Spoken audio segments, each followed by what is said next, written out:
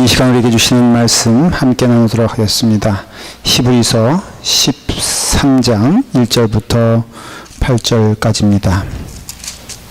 제 성경으로 신약성경 368페이지에 있습니다.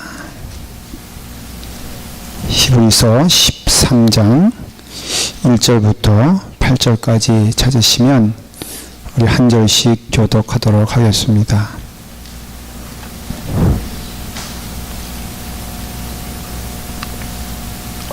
히브리서 13장 1절부터 8절까지 먼저 제가 봉독하겠습니다. 형제 사랑하기를 계속하고 손님 대접하기를 잊지 말라. 이로써 부지중에 천사들을 대접한 이들이 있었느니라. 너희도 함께 갇힌 것 같이 갇힌 자를 생각하고 너희도 몸을 가졌은즉 학대 받는 자를 생각하라. 모든 사람은 결혼을 귀히 여기고 침소를 더럽히지 않게 하라.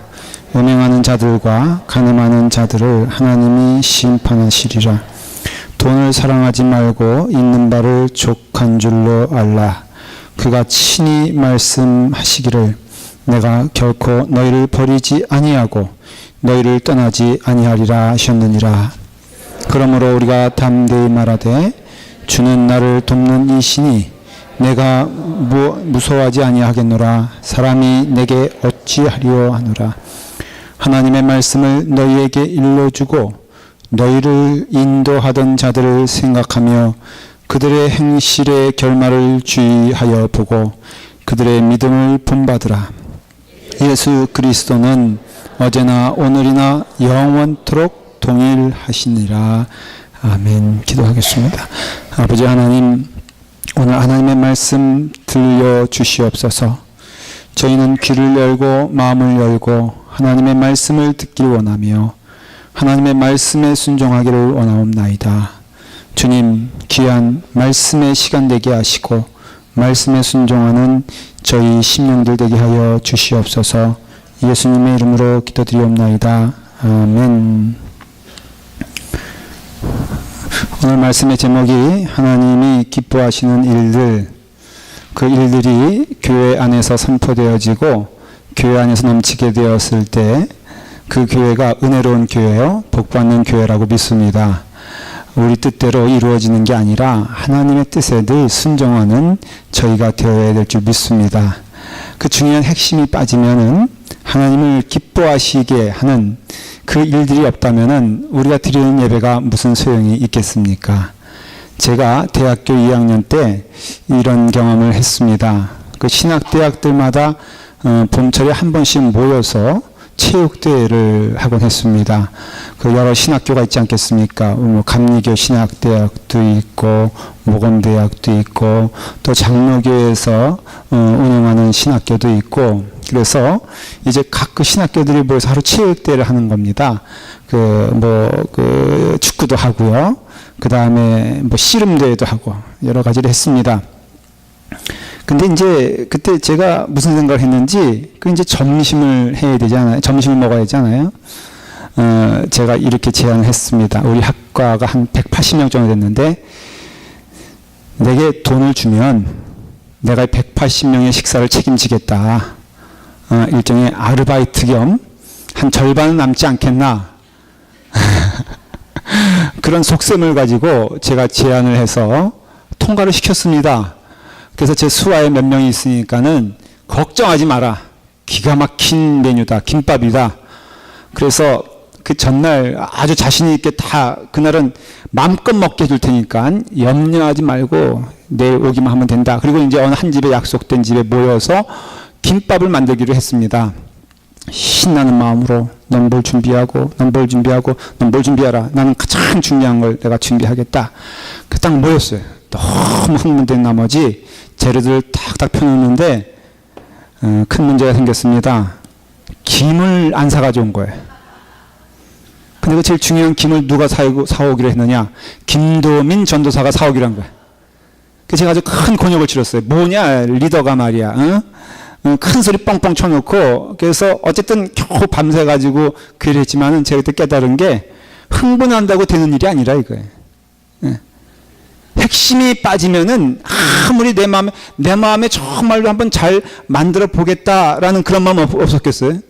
내 마음 가운데 한번 멋있게 하고들에게 잘 해보겠다라는 마음 없었겠습니까? 그러나 그런 마음이 있어도 정작 그 핵심이 빠지니까는 아무 소용이 없더라 이거예요.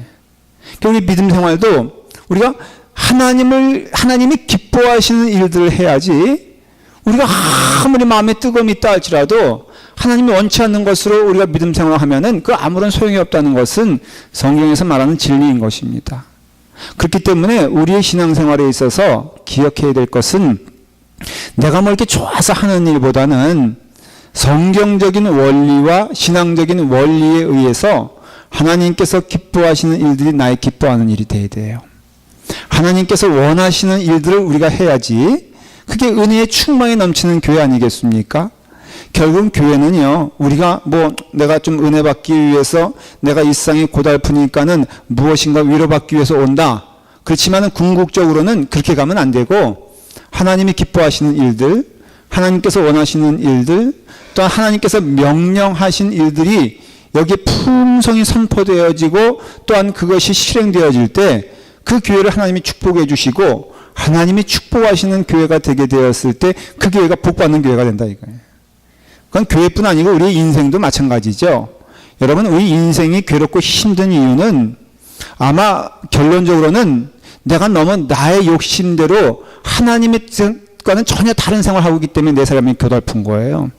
우리가 만일에 하나님의 뜻에 맞는 생활을 하면은 결코 우리의 삶은 고달프지 않습니다. 여러분, 육신이 고달파도요, 그 어머니가 내 자녀를 위해서라면 내가 뭐든지 할 수 있다는 결심을 가지고 땀을 흘려 수고하면은 그 엄마는 고달픈 인생이 아니라 그 엄마는 복된 인생인 것을 알아야 됩니다. 마찬가지로 우리의 삶을 통해서도 깨달아야 할 것은 우리가 하나님의 기뻐하시는 일을 할 때 내 영혼이 살아나고 내 영혼이 즐거워하고 기뻐하는 것을 생각하게 되었을 때, 그래서 신앙생활의 중요한 질문은 뭐냐면 하나님을 기쁘시게 할 것이냐 아니면 사람을 기뻐하게 할 것이냐라는 질문을 던져야 돼요. 믿음 생활에서 아주 터닝 포인트가 무엇이냐면은 하나님이 기뻐하시는 일이 무엇일까를 우리가 늘 깨달으면서 그것을 행하면 되는데, 결국은 오늘 말씀을 통해서도 우리가 깨닫게 되지만 신앙에서 중요한 두 축이 있는데 하나는 사랑이요, 하나는 거룩이란 것이에요. 그 여러분의 삶을 통하여서 신앙생활에 있어서 교회 생활이 또 믿음 생활이, 아니 이거 씨름한다고 표현하면은 그 씨름이 무엇이냐면은 내가 지금 하나님의 사랑을 나누고 있는가라는 것이고, 두 번째는 나는 하나님 앞에서 거룩한 삶을 살고 있는가라는 것이에요. 하나님 앞에서는 거룩한 존재가 되어야 하고 사람 앞에서는 사랑을 주는 존재가 되어야 해요. 우리가 이 땅에 살면서 우리의 성도들과 또한 믿음의 권속들을 함께 묶어준 이유는 우리로 하여금 지체가 되어서 무엇을 하라고 하나님께서 명령하시냐 하면은 하나님의 사랑을 나눠주는 그 역할을 감당할 때 그 삶이 복되고 그 삶이 아름다운 것을 알 수가 있어요. 그리고 또한 하나님을 바라보게 되었을 때에는 우리는 하나님 앞에서 하나님과 교제하는 거룩한 삶을 살아야 돼. 이 두 가지가 없으면은 결코 그 신앙생활이 아름다운 신앙이 될 수가 없고 결국 무너질 수밖에 없는 그런 아주 열매 없는 삶을 살 수밖에 없다는 것을 우리가 기억을 해야 합니다. 그러므로써 먼저 우리가 기억해야 될 것은 우리 안에 사랑이 넘치기를 기도하십시오. 오늘 여기 1절부터 3절까지 내용이 무엇이냐? 형제 사랑하기를 계속하고 손님 대접하기를 잊지 말라. 이로써 부지 중에 천사들을 대접한 이들이 있었느니라. 너희도 함께 갇힌 것 같이 갇힌 자를 생각하고 너희도 몸을 가졌은 즉 학대받는 자를 생각을 하라. 그래서 교회는 사랑의 공동체예요. 교회는 사랑이 넘쳐야 돼요. 하나님과 우리와에 있어서 하나님은 늘 사랑으로 우리를 대해 주시잖아요. 그럼으로써 우리도 사랑하는 하나님의 자녀라면은 하나님의 자녀답게 살아간다는 것은 다른 것이 아니라 사랑이 충만한 것이다라는 것이에요. 우리가 제가 터키에 갔을 때 그 선교사님 통해서 들었던 얘기가 참 실감이 나는데, 그 이슬람 있지 않습니까? 회교도들이 믿는 그 알라 신이라 그러잖아요.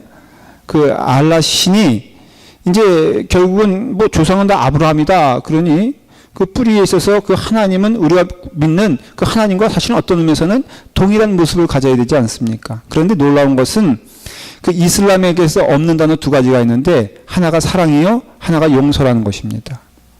그러니까 그 알라 신에게는 사랑과 용서가 없는 거예요.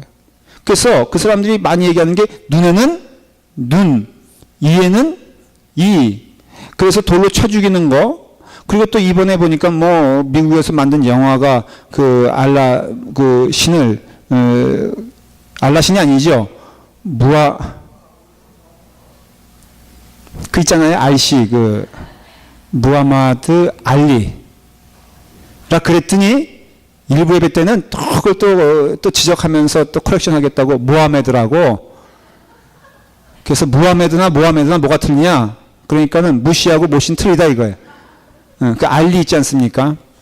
모욕했다 그래가지고 막 집어던지고 막 폭탄 터뜨리고 하는 거 봐요. 그러니까 사랑과 용서는 아닌 거예요.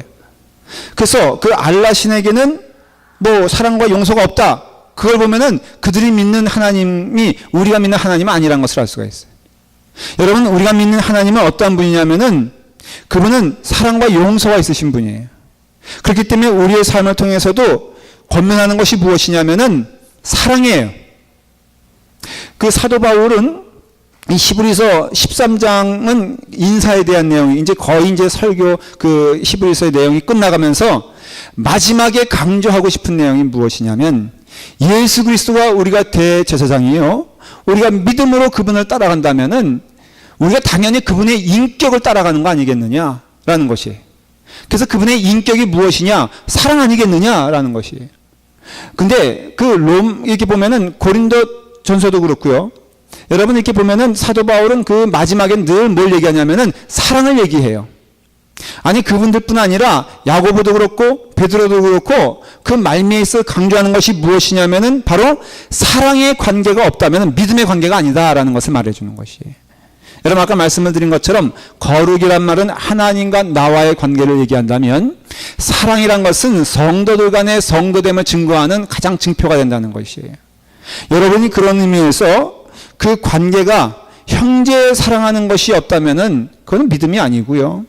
형제를 사랑할 때 끝까지 사랑하는 것이 사실은 그것이 믿음의 사람이란 것을 보여주는 것이에요. 물론 이 말씀을 드릴 때 사랑에는 끝이 없기 때문에 저도 이 말씀을 전하면서 좀 부담이 되더라고요. 왜냐하면은 사랑 없는 사랑 부족한 것을 제가 알거든요. 그러니 이렇게 말씀드리고 나서 후에 만나는 분마다 저보러 툭 하면은 사랑을 주셔야죠. 이렇게 말하면은 할 말이 없기 때문에 제가 웬만하면은 이 말씀 좀 스킵하고 가고 싶었어요. 그래서 어떻게 하면은 기도하면서 주님 하면서 이 말씀 빼고 저 말씀 빼고 뭐 이렇게 빼다 보니까는 그냥 13장이 끝나더라고요. 그래서 보니까 하나님께서 주시는 말씀이다라는 것을 믿고 여러분 오늘 피차간에 사랑이 부족한 것을 인정하면서 우리가 예수 그리스도의 사랑으로 겸손하게 이 말씀 들어야 될 줄 믿습니다. 그래서 우리가 비록 지금은 부족해도 우리의 가는 목표는 분명히 해야 되지 않겠어요? 지금 우리가 그 일을 제대로 실행하지 못한다 할지라도 우리가 가야 될 곳은 이것이구나. 우리가 나가야 될 곳은 이것이구나 라는 것을 기억하면서 우리가 늘 사랑 가운데 거하는 성도가 될 수 있도록 여러분 마음 가운데 기도하시는 사람이 되어야 합니다. 사랑에 대해서는 아주 성경은 강조해요. 요한복음 21장에서도요. 예수님이 마지막에 뭐라고 해요? 사랑을 말하지 않았어요. 그리고 베드로 후서 1장 5절에는요. 이 믿음을 얘기하면서 믿음의 단계를 쭉 얘기하는데 마치 이렇게 하는 것이 성을 쌓는 것처럼 벽돌을 이렇게 하나 쌓아가는 얘기를 하는데 덕이 있으면은 덕에 지식이 있으면은 거기에는 절제가 있으면 인내를, 그리고 인내 위에는 경건에는 형제 우애를 하면서 마지막에는 사랑을 더하라 결론을 내려요. 그러니 우리가 눈을 감지 아니하고 성경을 보면은 깨닫게 되는 것은 무엇이냐면은 사랑이 떠나서는 성경이 말하는 믿음이 형성될 수가 없고 사랑하지 않고는 그 믿음이 왕성해질 수가 없어요. 그래서 우리가 조금 역설적으로 말하면 왜 우리의 믿음이 늘 이렇게 약하나 하나님 말씀 순종하지 않아서 믿음이 약한 것입니다. 왜 우리는 하나님을 생생하게 경험할 수 없는가? 하나님의 뜻을 따라 살지 않기 때문에 그렇습니다. 여러분들은 구원받은 자예요. 예수 그리스도의 뜻대로 살아가는 날까 아닐까 갈등하는 것 자체가 이미 그 안에 성령님이 함께 하시지 않으면 그런 일은 일어나지 않습니다. 여러분들이 이미 갈등 가운데 있다는 것, 내가 그래도 하나님의 자녀라고 일컬음을 받는데 하나님의 자녀답지 않는 삶을 살고 있다는 갈등이 생기는 것은 이미 그 안에 구원의 은혜가 넘쳐서 하나님의 자녀이기 때문에 그 일을 경험하는 것이. 그럼으로써 오늘 이 시간에 사랑이 부족한 자도, 사랑을 열심히 선포하는 자도 하나님의 사랑 안에서 우리가 사랑을 전하고 사랑을 나누는 자가 되어야 될 줄 믿습니다. 바울은 더 분명하게 고린도전서 13장을 그 사랑장이라고 말하지 않습니까? 근데 사랑장을 말하는데 오죽하면 사랑장이라는 별명이 붙었겠어요.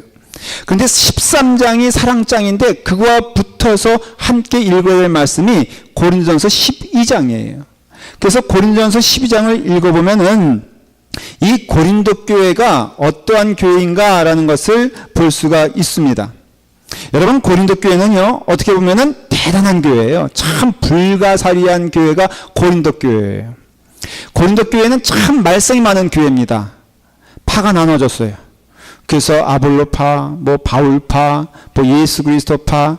그래서 교인들이 어떻게 보면은 참 이렇게 나눠져 있는 교회였고요. 그리고 이 교회는 또 그럼에도 은사는 대단히 풍성한 교회였어요. 그래서 보면은 이 은사가 각각에 있어서 성령의 은사가 어떤 사람에게는 능력이 있음을, 어떤 사람에게는 병고침을, 어떤 사람에게는 예언함을, 아주 다양한 은사를 받는 교회였어요.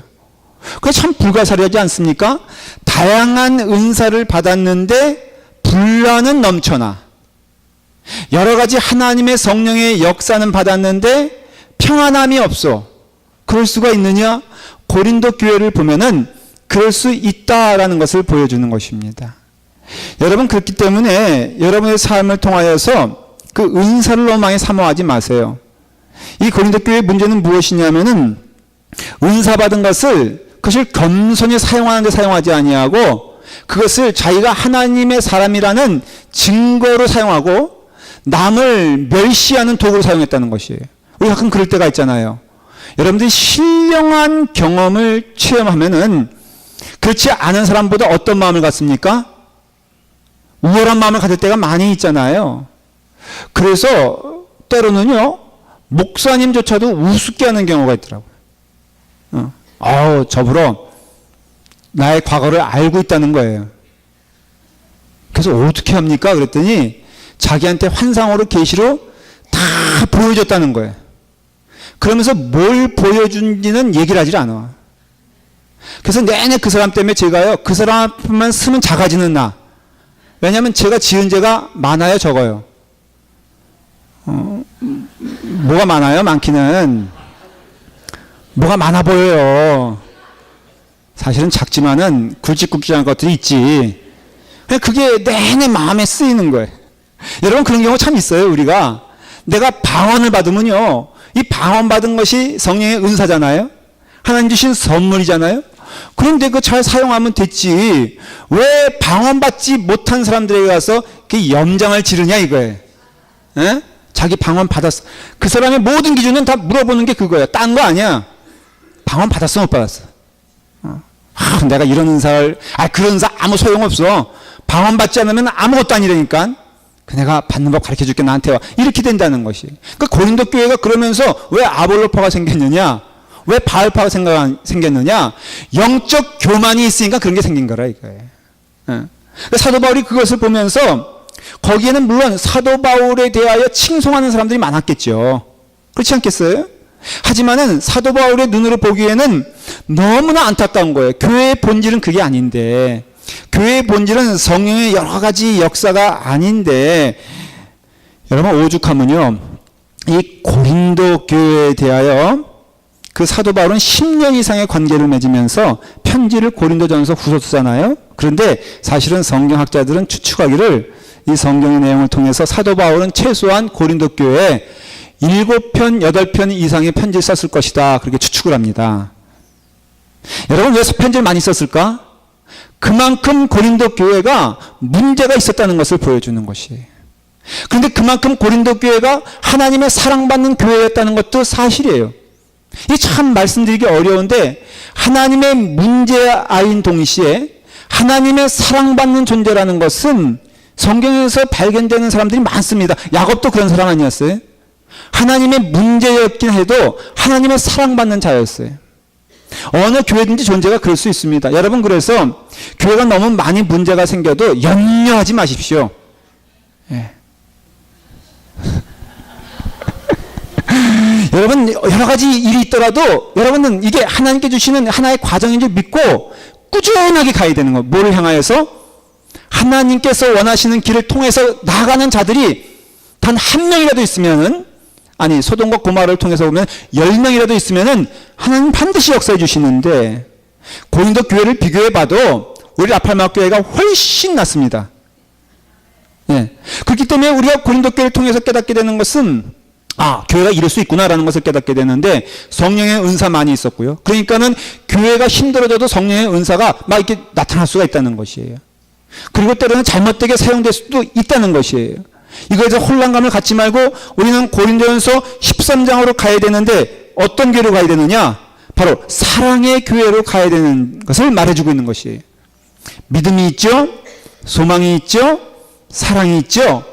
그런데 그 마지막에는 사랑이라 이거예요. 다시 말하면 여러분, 어떤 의미에 있어서는 다른 거 좀 부족해도 괜찮아요. 여러분, 우리 교회가 다른 것에 있어서 좀 이렇게 뒤쳐져도 괜찮습니다. 그러나 이 점에 있어서는 뭐라고요? 사랑에 있어서는 1등 가는 교회가 되어야 할 줄 믿습니다. 여러분, 교회가 사랑이 없으면요, 그는 울리는 괭과리와 같다고. 여러분, 그 울리는 괭과리, 그것이 화음이 되어서 그것이 여러 조화를 이루면은 얼마나 아름답습니까? 가끔 제가 이렇게 오케스트라를 이렇게 오케스트라를 듣습니다. 여러분들도 좀 이렇게 그런 수준이 있는 분들이 되길 간절히 축원해요. 근데 천하의 LA 필하모니 오케스트라를 가도요, 하나 이상한 게 있는데, 맨 처음에는 각각 소리를 내. 근데 들려오는 소음이 이런 느낌 안 듣습니까? 맨 처음에 뭐 저는 바이올린이 낑낑거리는 걸 그때 느꼈어요. 바이올린 낑낑거리죠. 그 다음에 또 첼로는 꼭 깽깽거리죠. 그 다음에 트럼펫은 지멋대로 불어 제끼죠. 마치 뭘 보여주는 것 같냐면은, 이런 우리가 이렇게 아름다운 화음을 들려줄 수 있다. 저는 그거를 느껴져요. 물론 소리 맞춘다고 그렇지만은 낑낑거리고 깽깽거리고 막 불협화음이 퍼지는 그런 가운데, 그러다가 주의자가 탁 나와서 탁 준비를 하면은 조용해지지 않습니까? 그러다가 베토벤 16번 16번이 있어요? 베토벤 13번이 쫙 딴딴딴딴 딴딴딴딴, 이게 울려 퍼지면은, 이것도 나중에 베토벤 9번이라고 그러지 마세요. 이게 울려 퍼지면요, 언제 불협화음이 있으냐는 듯이 아름답게 흘러가는 선율을 봐요. 그러니까 우리가 우리의 받은 은사 모든 것이요, 이 사랑이라는 운율 가운데 넘치게 되었을 때 그것이 아름다워지는 것이에요. 그러니까 교회는 그런 의미에서는 소리나는 괭과리가 될 수가 있고요, 울리는 악기가 될 수 있는데, 그런데 우리가 그 모든 것에 있어서 여러분, 사랑이라는 그 강가에, 사랑이라는 은혜의 흐름을 타지 않으면은 그 모든 것들이 다 오히려 하나님의 영광을 가리는 교회가 된다는 것을 알 수가 있어요. 그럼으로써 어느 교회가 됐든 어느 모습이 되었든 우리가 사랑에 의해서 사랑을 나누어주는 여러분 되기를 간절히 축원합니다. 여기 오늘 말씀에 보니까는 그 형제 사랑하기를 계속하고 손님 대접하기를 잊지 말라 그랬어요. 여러분, 그 손님이라는 것을 생각해 보게 되었을 때요, 하나님께서 내게 허락하신 영혼이거든요. 그런데 그 손님이라는 게 말이에요, 여러분, 좋은 손님만 있는 게 아니잖아요. 때로는 좀 빨리 가졌으면 하는 손님이 있죠. 예, 그렇잖아요. 그 신우이가 그런 사람 아니겠어요? 아닌가? 그냥 우리가 이렇게 보면은 이 사람은 아니다. 이 사람은 정말로 내게 있으면 부담스러운 사람이다. 이런 사람도 구분 없이 성경에서는 손님이라고 하고 말하고 있어요. 그렇기 때문에 우리가 하나님께서 우리에게 손님 대접을 하라고 그랬을 때에는 그것은 그 사람이 어떠한 사람이 되었든 그 사람이 어떤 모습을 하고 있든 우리는 그 사람을 하나님의 손님으로 하나님이 보내주신 사람으로 인정을 하고 그 사람을 영접을 해야 된다는 것이에요. 또 하나 중요한 것은 여러분 주인이 있습니다. 손님이 있습니다. 그러면 주인이 손님을 대접합니까? 손님이 주인을 대접을 합니까? 당연히 주인이 손님을 대접을 하죠. 그렇기 때문에 우리가 기독교에서 사랑이란 것은요, 사랑은 주는 거예요. 받는 게 아니에요. 그러니까 여러분들 신앙생활에서 아주 중요한 하나님의 그 계시가 뭐냐면은 우리가 사랑에 있어서 사랑을 우리가 논하고 얘기할 때 하나님께서 우리에게 명하시는 것이 너희가 정말로 성령 받은 자들이냐? 너희가 은혜 받은 자들이냐? 그렇다면은 사랑을 받는 데 되지 말고 사랑을 주는 자가 되라고 명령하십니다. 여러분 사랑을 줄 때 얼마나 아름답습니까? 그렇지 않습니까? 생각해 보세요. 사랑을 준 사람이 행복해요? 사랑을 받은 사람이 행복해요? 사랑을 준 사람이 오랫동안 기억합니까? 사랑을 받은 사람이 오랫동안 기억합니까? 여러분 사랑을 주는 것은 너무너무 기쁜 거예요.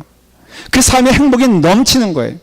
제가 전도사 시절에 젊은 날에 제가 신학교 들어가면 전도사가 했으니까 한 21살 때부터 전도사를 했어요.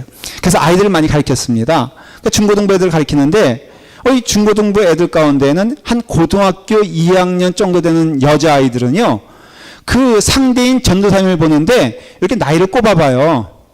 꼽아보면은 만만하거든.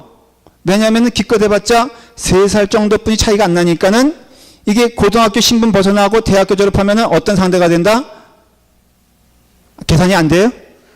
네. 그러니까 이게 만만한 결혼 상대로 보는 거예요. 그래가지고 옛날에 우리 시대 때 뭐가 유행했냐면은 이 학을 접는 것이 유행했어요. 그래서 1000마리 학을 접으면은 뭐 소원이 이루어진대나? 그래가지고요, 이 여학생들이 1000마리 학을 접어서 가장 마음에 있는 사람에게 그것을 선물해 주곤 했어요. 제가 참 많이 받았습니다. 그거를. 자, 지금 와서는요, 다 잊어먹었어요. 누가 누굴 줬는지 다 기억도 나지 않아. 그런데 아마도 제 상상에 그거 준 사람은 기억하지 않을까? 네. 그거 준 사람은 생각하지 않을까? 가끔 이런 생각을 해요. 근데 이런 생각을 해요. 저도 주님의 사랑으로서 그 사랑을 나눠주게 되었을 때요. 특별히 그 사랑을 나눠준 거에 대해서는 영원토록 잊지 않는 것을 경험해. 그리고 제가 받은 것보다도 이렇게 제가 나눠준 거에 대해서는 제 마음을 그렇게 기쁘게 하는 거예요. 그래서 제가 이렇게 비교해보고 이렇게 분석을 해보니까는 사랑이란 것은 받는 것보다 나눠주는 것이 기쁜 거구나. 그리고 그 사랑은 하나님의 은혜 가운데 주시는 은혜가 풍성하니 그 사랑 나눠줄 때 내 인생이 풍족해지는구나 라는 것을 경험하게 됩니다. 도쿄에서 정말로 있었던 일이라 그래요. 그 집을 고치는데 딱 뜯어보니까, 벽을 뜯어보니까 세상에 도마뱀이 한 마리 있는데 그 꼬리에 못이 박혀가지고 얘가 움직이지 못했던 거예요. 근데 이 도마뱀이 살아있어요. 더 놀라운 것은 이 집이 수리한 게 3년 전이었거든요. 그러니까는 이 도마뱀이 틀림없이 그 3년 전에 누군가 못을 딱 박았는데 거기에 그냥 꼬리가 딱 묶여가지고 3년 동안 꿈틀거리지 움직이지 못하는 상황에서 3년 동안 살아있다는 것이 기적 아니에요? 그래서 이 사람들이 공사를 중지하고 대체 무슨 일이 있었는가 너무 궁금해가지고 살펴봤어요. 밤이 되니까 한 마리 도마뱀이 나타나가지고 그 묶여있는 도마뱀에게 먹을 것을 갖다 주더라는 것이. 그리고 그 곁에 지켜서 있다는 것이. 너무 감동을 받았어요. 그래서 그 도마뱀을 살려주고 그래서 둘이 행복하게 살았다. 그런 얘기예요.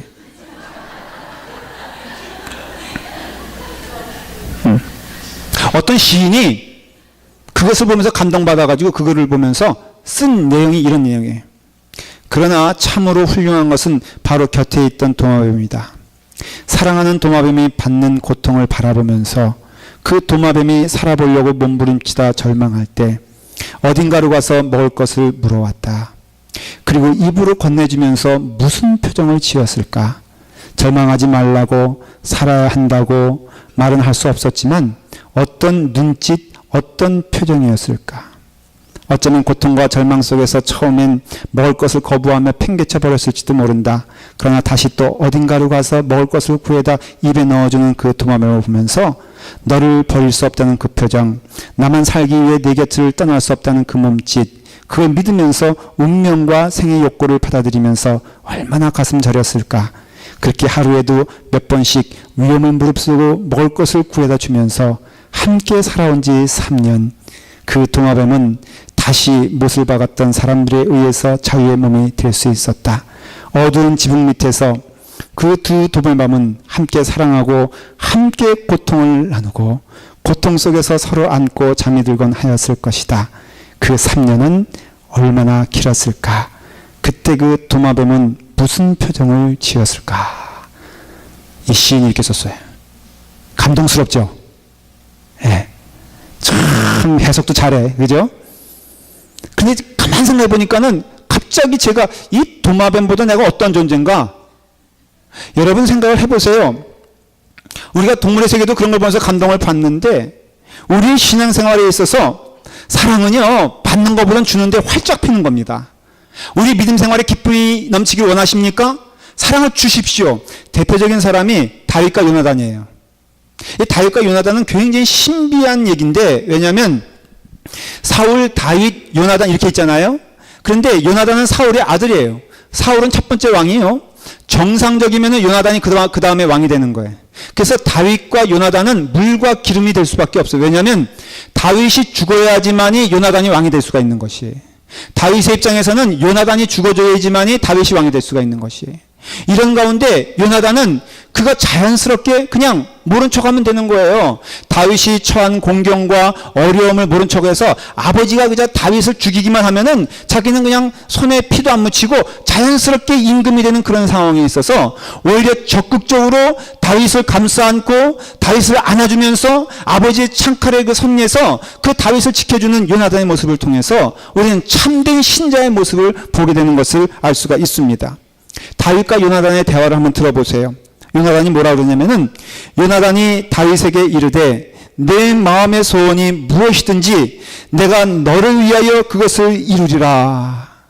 또 말합니다. 다윗에 대한 요나단의 사랑이 그를 다시 맹세하게 하였으니 이는 자기를 생명을 사랑함과 같이 그를 사랑함이었더라. 여러분, 신자는요, 우리가 어느 때 하나님의 놀라운 축복과 은혜 가운데 거하게 되냐면, 높이로는 하나님을 찬양하고 하나님께 영광을 돌리면서, 넓이로는요, 내 이웃을 내 몸과 같이 사랑하게 되었을 때 그 삶의 영적 축복이 넘치게 되는 것을 알 수가 있어요. 사랑하는 여러분, 우리가 하나님의 은혜 가운데 예수님이 우리를 사랑하면서 말씀하신 게 뭐예요? 내가 나를 사랑하느냐, 내가 나를 사랑하느냐, 내가 나를 사랑하느냐 할 때, 그러면 내가 나를 사랑하면은 내 양을 먹이라라고 말하지 않습니까? 그 먹이라는 뜻은 똑같은 내용이에요. 내가 나를 사랑하는 것처럼 너도 내가 사랑하는 그 사람을 향하여서 사랑을 주게 되었을 때 정말 내가 나의 참 제자가 되는 것을 내가 믿겠노라 라고 말하는 것이에요. 그렇기 때문에 우리 신앙생활에 있어서 우리의 삶을 통하여서 우리의 사랑이 하나님의 사랑으로 인하여 증거가 되어지고, 사랑을 받는 자가 되기보다도 사랑을 주는 자가 되어 여러분의 사랑이 충만히 빛나기를 간절히 축원합니다. 한번 사랑을 주는 사람이 되어 보세요. 얼마나 그 사람이 기쁜지 모르겠어요. 특별히 오늘 말씀을 통해서 보니까는 손님 대접하기를 잊지 말라. 이로써 부지 중에 천사들을 대접한 이들이 있었느니라. 이게 누구냐면 아브라함을 가리켜요. 이게 무슨 내용이냐면 창세기 18장에 보면은 아브라함이 이제는 지역의 유지가 되고 거기에 큰 세력을 가지고 있는 마치 군주 같은 왕 같은 존재가 됩니다. 병사가 450명 넘게 있었으니까. 누워있는데 천막에 점심을 먹고 저기 사람 셋이 오는 거예요. 근데 아브라함이 벌떡 일어납니다. 그리고 가서 절을 합니다. 이게 이상한 내용이, 아브라함은 거기서 그 주변에 누구도 아브라함이 절할 존재가 없어요. 왜? 왕이니까. 오히려 다 모든 사람들이 아브라함에게 절을 해야 되는데, 아브라함에게 어떤 마음이 있었냐면은 늘 손님을 대하는 마음이 있었어요. 그의 마음에 늘 사랑하는 마음이 있었어요. 그 증거잖아요. 조카 롯이 그렇게 못되게 굴어도 조카 롯이 다 망하게 되었을 때 목숨을 걸고 그를 구해주지 않습니까? 이게 신자의 모습이거든요. 그러니까는 사랑하는 마음으로 모셔다가 식사를 대접했는데 그 사람들이 천사인 줄 몰랐는데 나중에 알고 보니까 누구더라? 천사더라 하는 것이. 그냥 사람인 줄 알고 내 마음을 표현했는데 그가 곧 천사더라. 그래서 오늘 말씀에 손님 대접하기를 잊지 말라. 이로써 부지중에라는 것은 그냥 알지 못하고 그냥 깨닫지 못하고 했는데 그분이 누구더라? 바로 천사더라라는 것이에요. 사랑하는 여러분, 천사는 멀리 있는 게 아니라 바로 내 곁에 있음을 믿으시기를 바랍니다. 어쩌면은 그 천사가 때로는 좀 부족한 천사라 할지라도 그래서 리처드 필리피 목사님이란 분은 이 부분을 주석하면서 이렇게 글을 썼어요. 여러분들이 예배당에 앉아있을 때 곁에 있는 사람이 실제로 천사일 가능성도 있지만 아마 그보다 훨씬 놀라운 존재일 것입니다. 여러분의 옆자리에는 필시 빛 가운데 있는 하나님의 성도가 앉아 있을 것입니다. 그렇게 말을 했어요. 참 귀한 말입니다. 이 시점에서는 옆 사람과 인사해야 될 줄 믿습니다. 천사를 만나봤게 되어 얼마나 영광인지 모르겠습니다. 여러분 인사하십시오 한번. 예. 그냥 인사하시면 그냥 끝나는 거고요. 천사인 줄 믿고 인사하시면은 천사를 만나게 되는 줄 믿으시기 바랍니다. 예. 그러니 우리는 오늘 너무 기쁜 날이에요. 할렐루야 영광, 하나님께 찬양. 왜? 우리 천사를 만난 날이니까. 그러니까 위로는 하나님을 만나게 하시고 우리의 좌우에는 누구를 붙여주셨어요? 천사를. 목사님, 이런 천사라면요 저 예수 안 믿을래요. 여러분 포장에 속지 마십시오. 때로는 그것이 좋은 포장에 나쁜 것일 수도 있지만은 거꾸로 나쁜 포장에 좋은 것이 있을 줄 어떻게 합니까? 물어볼게요. 여러분들, 누가 나에게 책을 선물로 주는데 그 수표책 있잖아요. 거기에 100만 불이라고 쓴 아주 그냥 글씨도 엉망인 지렁이가 그냥 가듯이 쓴 글이 있고요. 하나는 2불 주는데 아주 명필로 쓴 책이 있어. 여러분들은 무엇을 선택하겠습니까? 발로 쓴 100만 불이 좋아요? 아니면은 명필로 쓴 1달러가 좋아요? 그렇죠? 그러니까 함부로 판단하지 말라는 거예요. 여러분 그런 의미에서 성경 말씀대로 그냥 순종하시기 바랍니다. 부지 중에 내가 깨닫지 못하는 중에 나는 그저 선한 마음을 그를 대해야 했더니 하나님이 그를 천사로 보내주셔서 나의 삶을 축복해 주시더라 라는 것이 성경의 말씀이에요. 그러므로 사랑은 나누는 것이고 하나님의 은혜 가운데 사랑을 나눠줄 때 하나님께서 이미 주신 복이 많기 때문에 우린 나눠줄 때 복이 넘치게 될 줄 믿습니다. 두 번째는 여러분들이 하나님께서 기뻐하시는 일이 뭐냐면 거룩의 삶이에요. 거룩의 삶은 간단히 말하면은 영혼이 건강한 것이 거룩입니다. 여러분 생각해 보세요. 우리의 삶을 통해서 요한일서 3장을 여러분들이 좀 기억하세요. 요한 3서 1장 2절을 기억하세요. 사랑하는 자여, 내 영혼이 잘됨 같이 내가 범사에 잘되고 강건하기를 내가 간구하노라. 여기서 거룩이란 말은 딴 것이 아니라 내 영혼이 하나님이 만나주시기에 적절한 영혼이 거룩한 영혼이에요. 여러분들의 생각이, 여러분들의 마음이, 그래서 꼭 필요한 게 뭐냐면 하나님 그분 자신을 즐거워하고 있는 여러분들을 발견해야 됩니다. 여러분 예배 시간이 즐겁습니까? 하나님 만나는 시간이 즐겁습니까? 여러분 그럼 복받은 줄 믿으시기를 바랍니다. 그리고 24시간 하나님을 만나는 시간이 즐겁게 되기를 기도하십시오. 만일 5분 지나서 몸이 뒤틀리고 3분 지나서 몸이 뒤틀리고 10분 지나도 몸이 그냥 막 썰릴 듯이 그렇다면은 아예 천국 가는 것을 포기해야 될 줄 믿습니다. 그래서 어떤 분이요 뭐라고 썼냐 하면은 이렇게 썼어요. 예수 믿는 사람들 가운데는 하나님이 혼자 계시는 방에 집어넣고 한 30분 정도 지나면 아마 기절하고 나올 사람들이 꽤 있을 것입니다. 이렇게 썼어. 여러분 그 하나님과 30분 있어 기절할 정도라면 이미 그것은 문제가 있는 것입니다. 우리의 영혼이 하나님과 기뻐하는 자가 되어야 돼요. 그리고 또 하나는 우리가 깨달아야 할 것은 우리가 이제 하나님이 시련을 또 주시거든요. 고린도 전후서 교회가 보는 것처럼 우리 아팔마 교회 때로는 어려움들 때 꼭 기억하셔야 될 것은 우리의 신앙은 어려움이 있게 되었을 때 오히려 빛이 난다는 것을 믿으시길 바랍니다. 그 요트라는 게 있는데 요트가 이렇게 보면은 물 위로 꺼내 보면요 밑에가 이렇게 밑에 나와 있어요. 그게 용골이라는 것이거든요. 그게 뭐냐면 폭풍우가 물어쳐서 이게 배가 뒤집어져도 이것이 반드시 일어나는 것은 밑에 용의 추가 있기 때문에 그렇습니다. 근데 신앙생활도 마찬가지예요. 여러분들이 영혼이 건강하고요. 여러분들이 하나님과 더불어 거룩한 삶을 살게 되었을 때 우리는 폭풍우가 오게 되었을 때 오히려 하나님을 적극적으로 경험하는 축복의 순간이 되는 것을 우리는 경험하게 됩니다. 그러니 우리는 비바람이 쳐도 감사한 것이고요. 해가 나도 감사한 것은 우리의 영혼이 건강해지면 되는 것이에요. 여러분 믿음 생활에 있어서 하나 고백할 수 있는 것은 무엇이냐? 여러분들의 영혼의 상태는 누가 알 수 있느냐? 여러분 스스로 알 수 있다는 것이에요. 근데 보십시오. 오늘 말씀에 주는 나를 돕는 이시니 내가 무서워하지 아니하겠노라. 사람이 내게 어찌하리요? 이러한 담대한 신앙의 고백이 있는 자는 하나님이 동행하시는 것을 경험하지 않는 자는 할 수가 없는 것이에요. 여러분 사람이 얼마나 두렵습니까? 얼마나 사람이 무섭습니까? 그런데 사람이 무섭지 아니하고 담대히 나갈 수 있는 이유는 무엇이냐? 내가 평소에 영혼의 건강함을 가지고 하나님과 더불어 교제하며 하나님이 기뻐하시는 삶을 살게 되었을 때 하나님이 나를 도울 수 있는 것이라 이거예요. 하나님이 거하실 수 있는 깨끗한 방을 우리가 관리하고 우리가 청소하는 것은 성령님의 은혜 가운데 우리에게 주신 축복이요 사명인 줄 믿습니다. 하나님과 교제하며 이 땅에 살면서 사랑을 나눠주며 하나님께서 기뻐하시는 영혼 되기를 간절히 축원합니다. 기도하겠습니다. 아버지 하나님, 우리 가운데 늘 하나님이 함께 하시고 인도하여 주셔서 사랑으로 이 땅에 살게 하시고 거룩함으로 하나님을 만날 수 있는 은혜를 허락하여 주시기를 원하옵나이다. 우리를 부르신 것은 우리를 살리시려고 부르신 줄 믿습니다. 우리를 하나님의 자녀로 삼아주시고자 부르신 줄 믿습니다.